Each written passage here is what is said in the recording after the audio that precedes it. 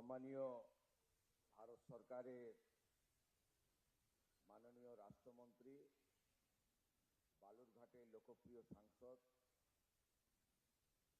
আমার সতীর্থ বিশিষ্ট শিক্ষাবিদ, কৃতি অধ্যাপক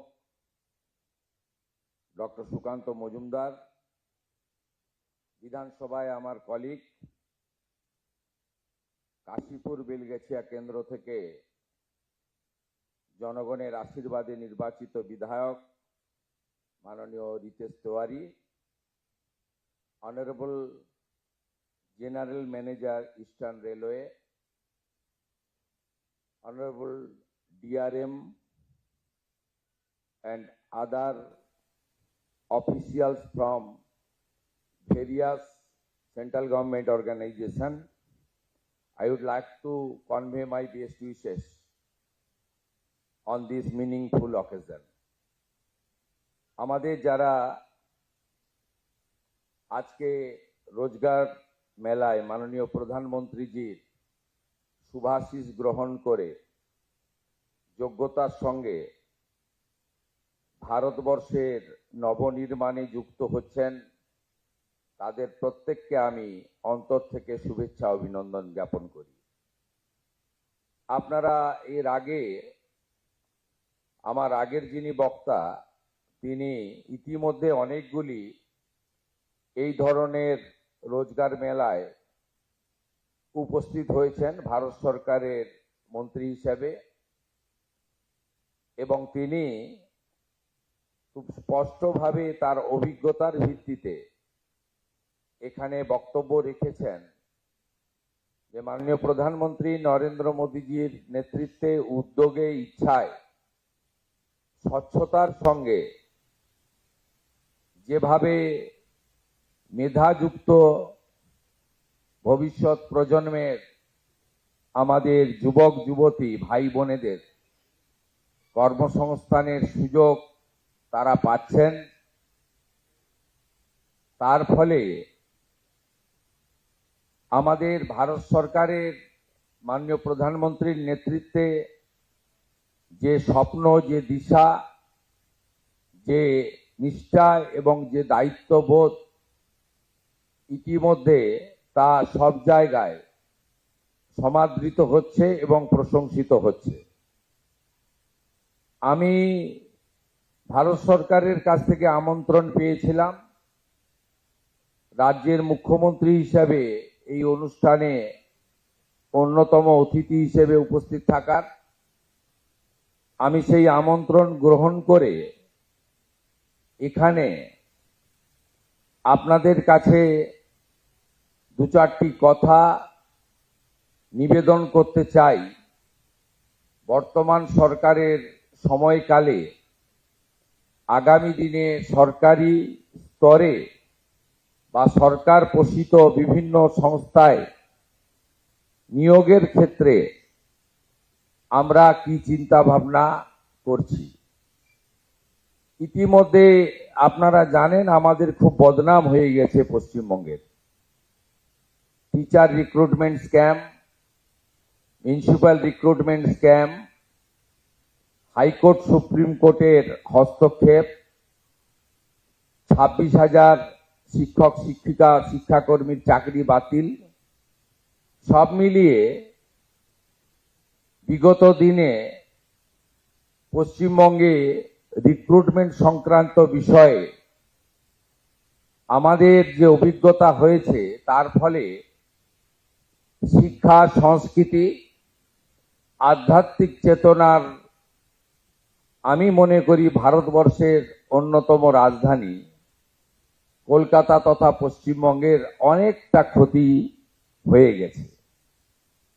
আমি আপনাদের একটা জিনিস স্মরণ করাতে চাই, পরীক্ষা কেন্দ্রগুলিও এমনভাবে কলুষিত হয়েছে যার ফলে eastern rail, south eastern rail বা আমাদের নর্থ ফ্রন্টিয়ার রেলওয়ে, তারা তাদের এক্সামগুলো পশ্চিমবঙ্গে করাচ্ছিলেন না। পশ্চিমবঙ্গের যুবক যুবতীরা সুযোগ পাচ্ছিলেন, সেন্টারগুলো হচ্ছিল উড়িষ্যা, আসাম, বিহারে। এই জায়গা থেকে আমাদের এই প্রিয় বঙ্গভূমি পশ্চিমবঙ্গকে বের করে আনতে হবে। খুব উৎসাহজনক ভারত সরকারের নিয়োগ প্রক্রিয়া এবং দেশের সর্বোচ্চ নেতা মাননীয় প্রধানমন্ত্রীর হাত দিয়ে তার উপস্থিতিতে এই ধরনের রোজগার মেলার মধ্য দিয়ে আমাদের অ্যাপয়েন্টমেন্ট ডিস্ট্রিবিউশন, এটা নীরবে করা যেত, কিন্তু নীরবে না করে করার মধ্য দিয়ে যারা নিয়োগ প্রক্রিয়াকে কলুষিত করছেন, যারা নিয়োগ প্রক্রিয়াকে দূষিত করছেন, তারাও এই ধরনের প্রক্রিয়ার মধ্য দিয়ে নিজেদেরকে সংশোধিত করবেন আর অন্যরাও শিখবেন। এটাও একটা তার বড় দৃষ্টান্ত বলে আমি মনে করি। প্রথমত মাননীয় প্রধানমন্ত্রীকে ধন্যবাদ জানাবো। দেশের শিক্ষিত, মেধা সম্পন্ন, ওয়েল এডুকেটেড ইয়াং জেনারেশনকে তিনি ভারতবর্ষের নবনির্মাণ অর্থাৎ 2047 আমাদের দেশ যে বিকশিত ভারত হবে তার লক্ষ্যে এই নির্মাণে যুক্তকরণ করছেন। দ্বিতীয়ত, আমরা সবাই জানি বিগত দিনে শিক্ষা অভিভাবকরা দিতেন জ্ঞানার্জনের জন্য। আধুনিক যুগে অভিভাবকরা শিক্ষিত করে তোলেন, আধুনিক শিক্ষায় শিক্ষিত করেন কর্মসংস্থানের একটা আশা বা স্বপ্ন নিয়ে। যে আশা বা স্বপ্ন এই পশ্চিমবঙ্গে বিগত কয়েক বছর ধ্বংস হয়েছে, সেই জায়গা থেকে ভারত সরকার তাদের আশা স্বপ্ন পূরণ করার জন্য নতুন প্রজন্মের, শিক্ষিত প্রজন্মের দিকে হাত বাড়িয়ে দিয়েছেন। এটাও একটা উল্লেখযোগ্য দিক। আমি প্রথমবার এই ধরনের কেন্দ্রীয় সরকারের আমাদের রোজগার মেলার কর্মসূচিতে উপস্থিত হয়েছি, যদিও আমি রাজ্যের বিরোধী দলনেতা হিসেবে বিগত দিনে ভারত সরকারের তথা রেলের নানা কর্মসূচিতে আমাকে সম্মানের সঙ্গে তারা ডেকেছেন এবং আমি উপস্থিত ছিলাম। এখান থেকে আমি একটা কথাই ঘোষণা করতে চাই, আগামী দিনে রাজ্য সরকারের নিয়োগের ক্ষেত্রে কেন্দ্রীয় সরকারের রেলওয়ে রিক্রুটমেন্ট বোর্ড সহ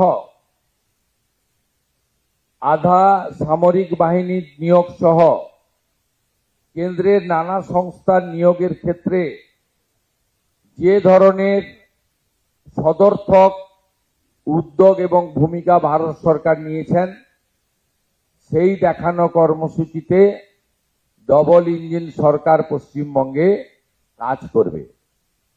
এবং আমি ব্যক্তিগতভাবে মনে করি যে ওএমআর ভিত্তিতে যে লিখিত পরীক্ষা হয় তার কার্বন কপি প্রত্যেকটি পরীক্ষায় বসা যুবক যুবতীকে দেওয়া উচিত। আমি দায়িত্ব নেওয়ার পরে আধিকারিকদের জিজ্ঞেস করেছিলাম পশ্চিমবঙ্গে কিভাবে রিক্রুটমেন্টের পরীক্ষা হয়। তারা আমাকে বলল ওএমআর পদ্ধতিতে হয়, কিন্তু কার্বন কপিটা খাতার সঙ্গেই থেকে যায়, কেউ নিয়ে যায় না, থাকে carbon copy. It's a very bad practice. Mala fide intention, nepotism, corruption, এই যে ওয়ার্ডগুলো আছে এগুলোকে এনকারেজ করার জন্যই এই ধরনের একটা উদ্যোগ বা একটা মানসিকতা কাজ করেছে।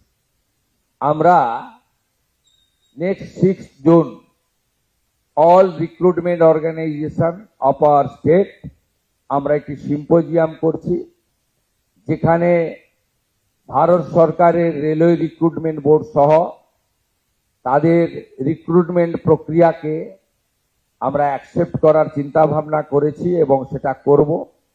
If necessary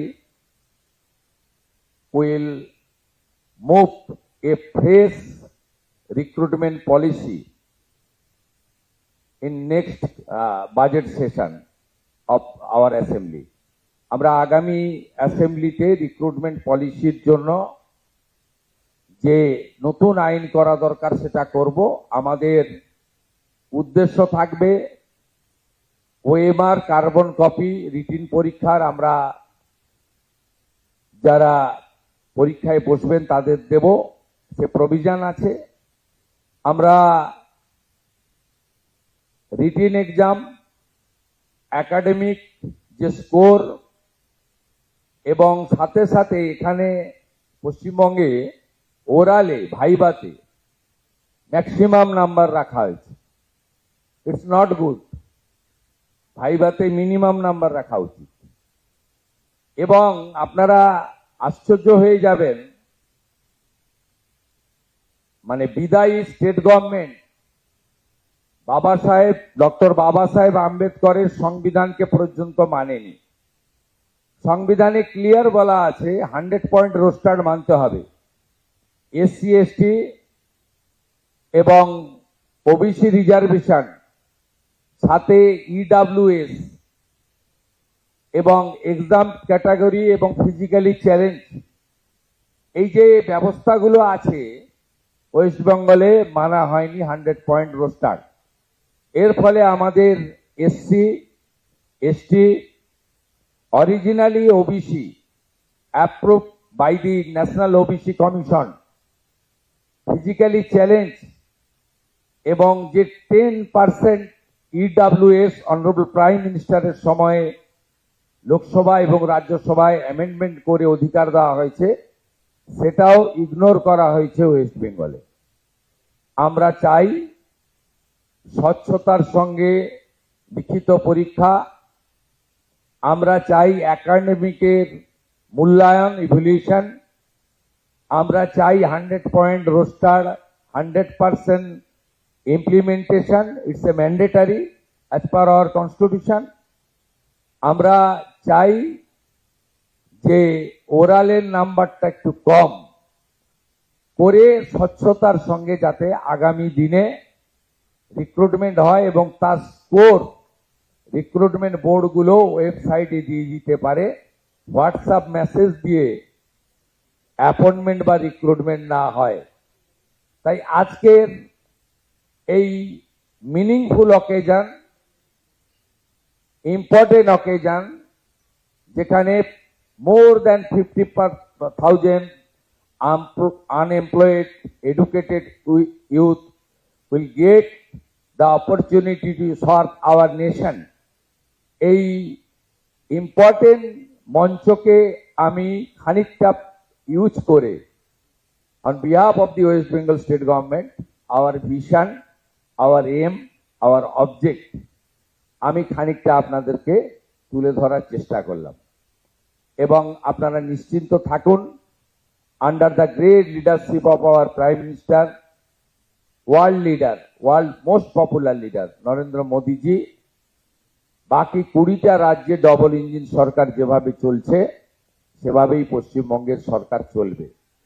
doctor Sukanta Majumdar মহোদয় উল্লেখ করেছেন রেল এবং স্টেট গভর্নমেন্টের কোঅর্ডিনেশনের কথা, পড়ে থাকা প্রজেক্টের কথা, ল্যান্ডের কথা। আপনারা খুশি হবেন শুনলে, মাননীয় রেলমন্ত্রী mister Ashwini Vaishnavji 61 railway project railway board থেকে অ্যাপ্রুভ করেছেন। শুধু ল্যান্ডের জন্য আটকে ছিল, আমরা ল্যান্ড দেওয়ার জন্য ডাইরেকশন কনসার্ন ডিপার্টমেন্টকে দিয়ে দিয়েছি। 61টা নতুন railway project including Hili maximum হয়ে গেছে, আর একটু বাকি রয়েছে, including my Nandigram also. 6 acre জমি রাজ্য সরকার দেয়নি, 74 একর জমি রেল পুরো মাত্রায় কাজ করছে। এরকম অসংখ্য আছে। আমরা এগুলো ইতিমধ্যে ডবল ইঞ্জিনের টেস্ট পশ্চিমবাংলার পিপল পাবে।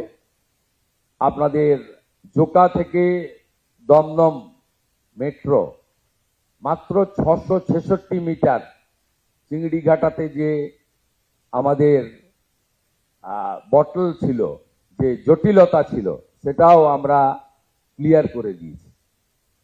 আমাদের এই রাজ্যে যে গুড অপরচুনিটি রয়েছে, এই অপরচুনিটিকে প্রপারলি ইউজ করে ডবল ইঞ্জিনের হাই স্পিডে আমরা ছুটবো একসঙ্গে। এখানে central government organisation, state government organisation একসঙ্গে কাজ করবে এবং বিকশিত ভারত তখনই সম্পূর্ণ হবে যখন ডক্টর শ্যামাপ্রসাদ মুখার্জির পশ্চিমবঙ্গ বিকশিত হতে পারবে। যে অপরচুনিটি আপনারা আমাদের দিয়েছেন, আমরা সার্ভ করব। আজকের এই ইম্পর্টেন্ট মিনিংফুল অকেজনে আমাকে ডাকার জন্য, কিছু বলার সুযোগ করে দেওয়ার জন্য আমাদের আয়োজক nodal organisation, general manager eastern railway and DRM Sealdah, मैं मेरा दिल से आभार प्रकट करते हुए मेरा बात यही खत्म करता हूं। नमस्कार, जय हिंद।